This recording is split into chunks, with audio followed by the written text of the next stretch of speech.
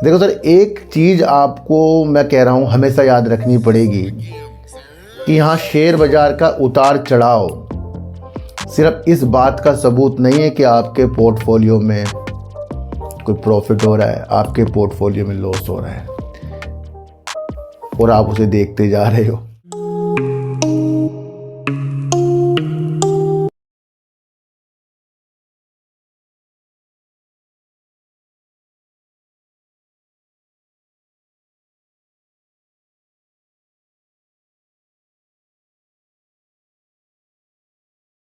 नमस्कार, मैं स्वागत करता हूं आपका अपने ही चैनल पर जिसका नाम है सार्थक बाजार से। आज हम बात करेंगे रेलवे शेयरों में आ रही है काफ़ी तेज़ी, उसके बारे में बातचीत करेंगे, क्यों वो तेज़ी आ रही है और क्या हमें आगे के लिए समझना चाहिए। बात करेंगे वेदांता को किस बात की हरी झंडी मिल गई है, उस चीज़ के बारे में समझेंगे। उसके डीमर्जर की स्थिति को भी आज हम समझ कर चलेंगे।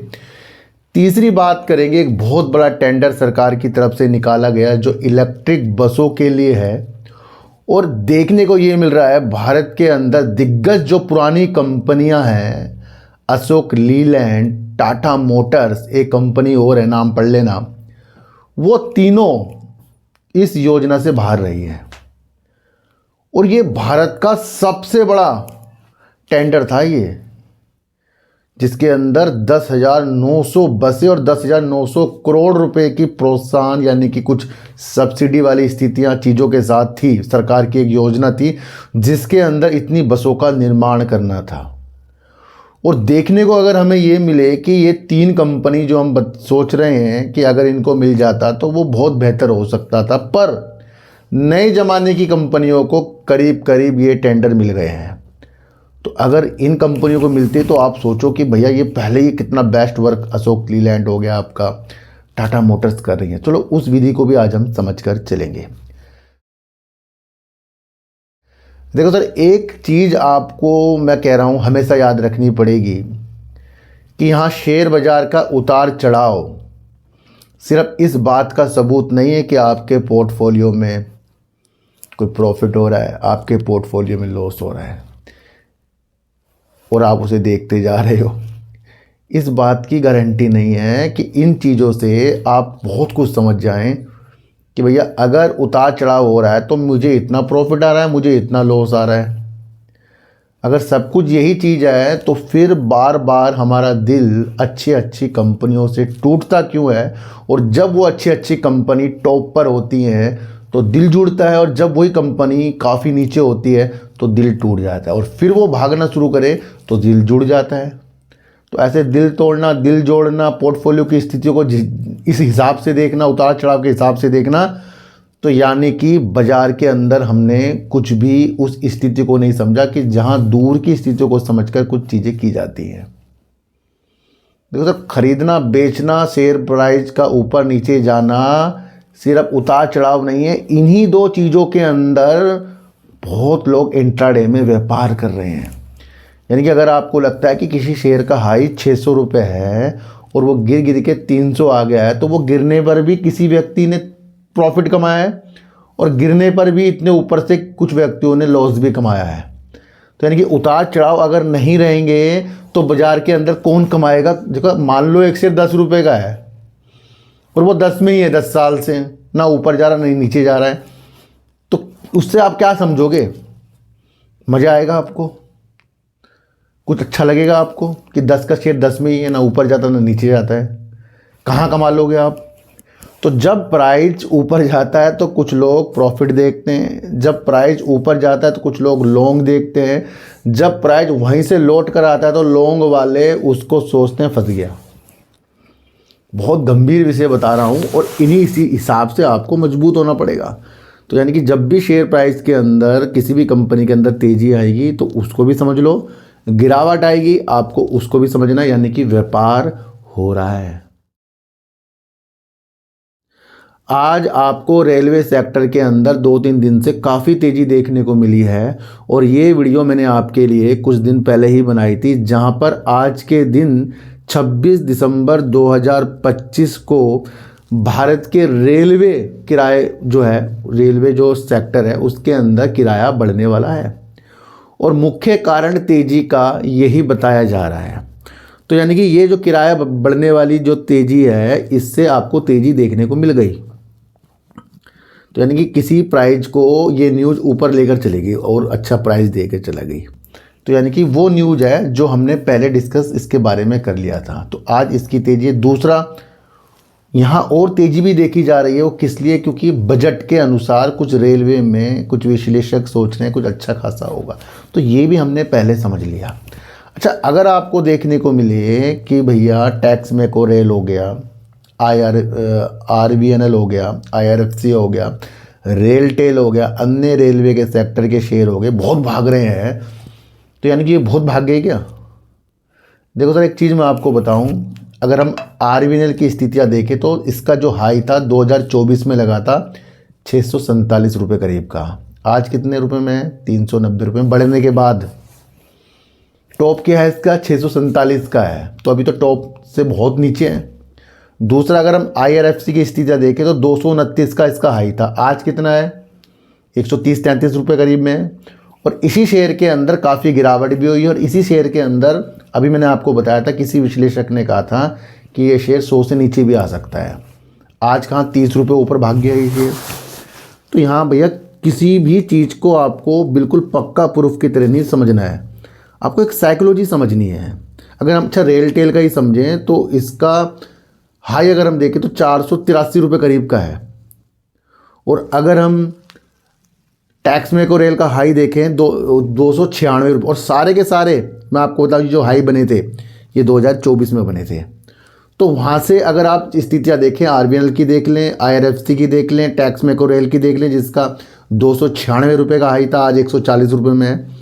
तो यानी कि अगर हम हाई से देखें तो काफ़ी शेयर टूटे पड़े। तो ये जो तेज़ी हो जाती है, इससे भ्रमित नहीं रहना है।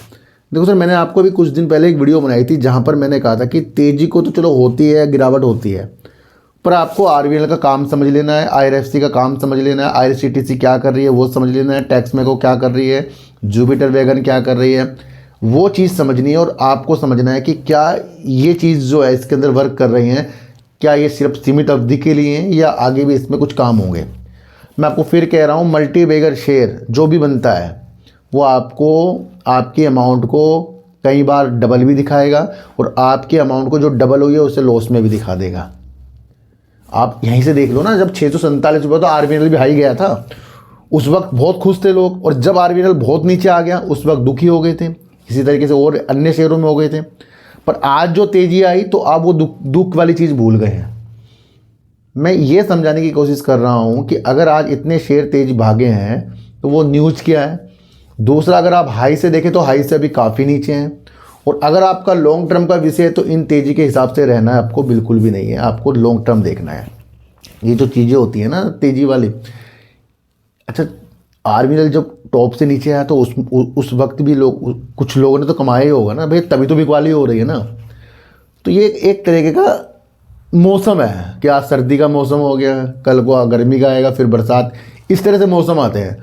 तो एक साइकिल होता है जो घूमता रहता है। इसी चीज़ साइकिल में आपको लॉन्ग टर्म भी देखना है और अपना प्रॉफिट भी देखना है। मेरा मतलब ये है, क्योंकि काफ़ी लोग अब आपको वीडियो बनाएंगे लॉटरी लग गई, क्योंकि भाग गया तो लॉटरी लग गई। और अगर यही शेयर गिरते तो कितना गिरेगा।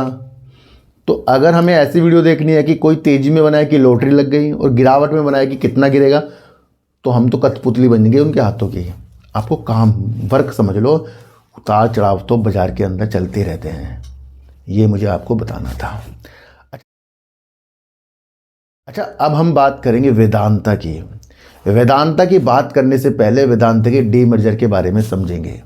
वेदांता के शेयर के अंदर अगर डीमर्जर होना है कि अगर वो अपनी कंपनियों को 5 अलग अलग भागों में बांटेगा, सबसे पहले हमने एक साइकोलॉजी लगाई थी कि इसका जो शेयर प्राइस है वो फिर इतना कम तो नहीं होने का। अगर 250 में इसका शेयर प्राइस चल रहा है, अगर यहाँ 5 अलग अलग कंपनी करेगा तो फिर क्या होगा, 40-40, 50-50 रुपये के शेयर बनेंगे। तो एक साइकोलॉजी ये लगी थी कि जब व्यापार इतना बड़ा वेदांता का है, खनन से लेकर मेटल से लेकर गैस ऑयल पावर तक कंपनी वर्क कर रही है, तो उसका जो शेयर प्राइस अगर वो अलग अलग कंपनियों को करेगा तो 30-40 रुपये में तो होने से रहा। एक साइकोलॉजी यहाँ लग गई। तो आज आपको क्या देखने को मिला है, 600 के ऊपर पहुँच गया, अपने 1 साल के उच्चतम स्तर पर वेदांता का शेयर है आज। और वो इसी वजह से, क्योंकि इसका जो डीमर्जर की स्थितियां हैं, अब काउंटडाउन उसका शुरू हो गया है। जल्दी ही इसके अंदर डीमर्जर वाली न्यूज़ आएगी। अच्छा, ये डीमर्जर वाली न्यूज़ को भी आपको गंभीरता से लेना है। क्यों लेना है? क्योंकि अभी ये चीज़ हुई नहीं है, अभी ये चीज़ हुई नहीं है, क्योंकि यहाँ पर भी काफ़ी मंजूरी अभी चाहिए। देखो सर, सेबी ने मंजूरी दे दी, एनसीएलटी से 16 दिसंबर 2025 को मंजूरी मिल गई, अभी हाल ही में मंजूरी मिली है। उसकी तेज़ी आपको देखने को मिल रही है। उस तेज़ी से शेयर जो 600 रुपये पहुँच गया है, आपको ये समझना है। दूसरा, आपको एक चीज़ और समझनी है कि जब वेदांता ने डीमर्जर की बात की थी तो एक सरकार की तरफ से आपत्ति जताई गई थी, और ख़ास तौर से पेट्रोलियम विभाग के द्वारा एक आपत्ति जताई गई थी इस डीमर्जर के लिए कि भैया कुछ प्रॉब्लमें आ सकती हैं। तो उससे भी थोड़े दिनों तक ये टेंशन में रहा, शेयर बढ़ने के बाद नीचे आया। अच्छा, एनसीएलटी की मंजूरी मिल गई है, सेबी की मंजूरी मिल गई है। अब वेदांता अगले पड़ाव में बढ़ने के लिए, वैसे वेदांता ने न्यूज़ के द्वारा बताया गया है कि मार्च 2026 तक के ये डीमर्जर हो जाएगा। हो सकता है, हो गया नहीं, हो सकता है। तो अगर आगे जाकर फिर से सरकार आपत्ति जताए, क्यों? क्योंकि अब ये उस पड़ाव पर है जहां इसको अपने हित धारकों से, जो इसके अंदर कंपनी में इन्वेस्टमेंट है, अलग अलग तरीक़ों से है, जो भी हैं लेन देन, और सरकार से उनकी भी अनुमति लेनी है। तो ये भी आपको समझकर चलना है कि वेदांता के आगे ये भी न्यूज़ आ सकती है कि वहाँ से अनुमति मिल गई या इसमें भी कोई आपत्ति है, क्योंकि इससे पहले पेट्रोलियम विभाग की तरफ से आपत्ति जताई गई थी। तो ये मैं इसलिए आपको बताया क्योंकि डीमर्जर के लिए तो सब उत्सुक हैं ही, हम सब हैं, पर हमें यहाँ सामने एक पहलू आना चाहिए कि ये भी न्यूज़ आ सकती है जहाँ पर ये सरकार और हितधारकों से अनुमति अब लेगा। तो अगले चरण के लिए अब वेदांता तैयार है ना? तो ये आपको समझना है। अच्छा, एक बहुत अच्छी न्यूज़ निकल कर आ रही है, वेदांता के लिए ही है। वेदांता को आंध्र प्रदेश सरकार से 20 ऑनशोर गैस और तेल कुओं की खुदाई के लिए हरी झंडी मिल गई है।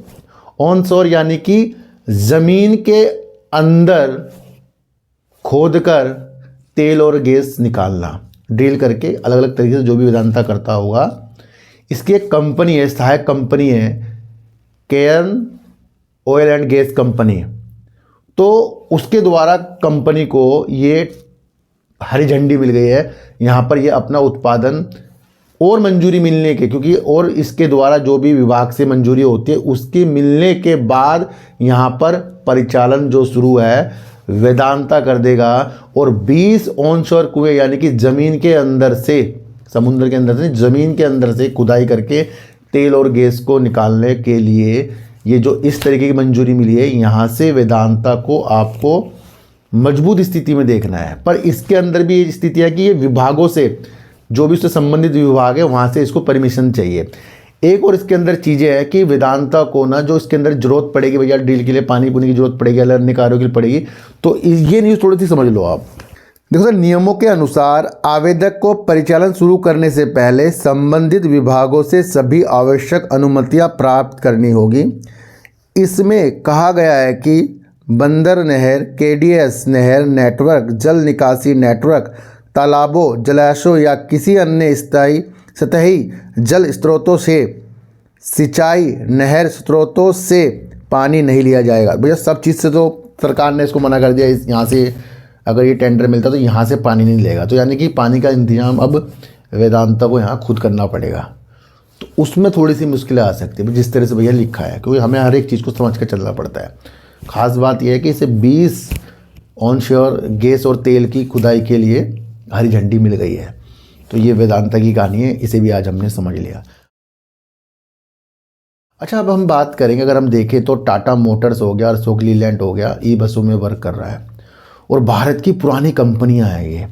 अगर भारत के अंदर ही, समझो छोटी सी बात, अगर भारत के अंदर एक बहुत बड़ा, अब तक का बहुत बड़ा ई बसों के लिए टेंडर निकाला जाए और उसके अंदर ये तीनों कंपनी, जो नाम पढ़ लेना, इसमें ना शामिल हो पाई। अच्छा, अगर हम अशोक लीलैंड की देखें तो तकनीकी कुछ कमियों की वजह से वो भाग नहीं ले पाई है, बाकी ये 2 कंपनी हो रहा है ये भी ले नहीं पाई है।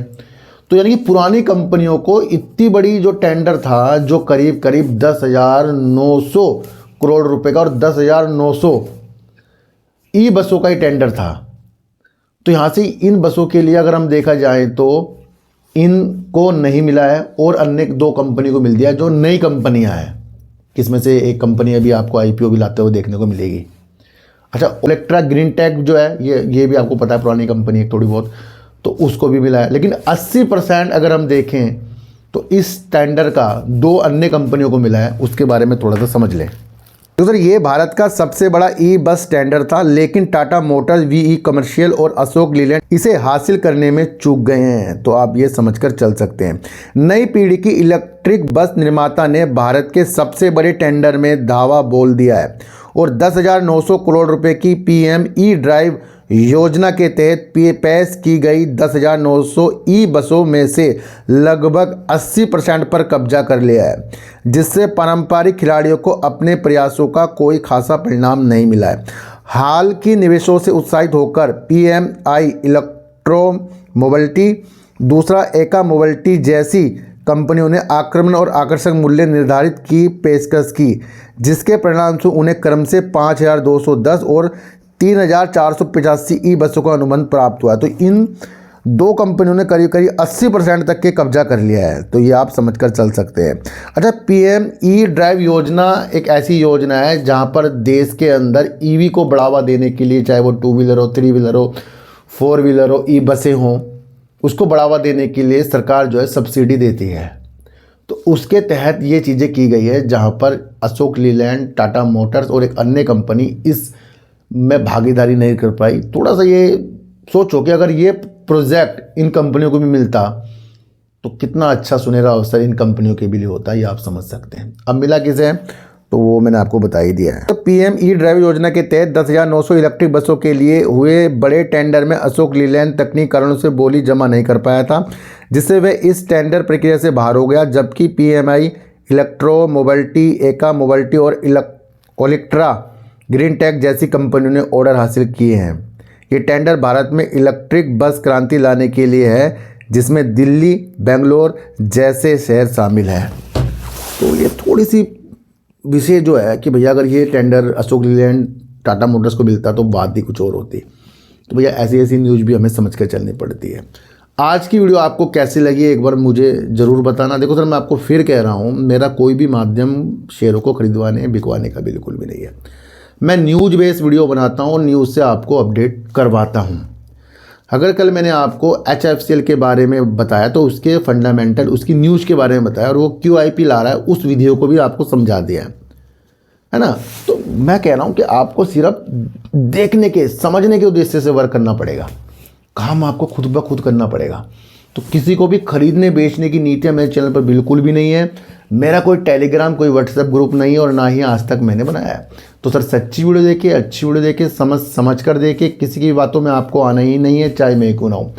अपनी एनालाइज को इतना तेज कर लो कि कोई भी आपको हाथ पकड़कर शेयर को खरीदवा बिकवा बिल्कुल भी ना सके। तो सर चींटी को आटा दीजिए, गाय को रोटी दीजिए और अपने बच्चों को ज़्यादा से ज़्यादा प्यार कीजिए, क्योंकि बच्चे ही आपकी मासूमियत से किस्मत पलटेंगे। तो फिर मिलेंगे आपसे नई वीडियो के साथ, जब तक के लिए नमस्कार।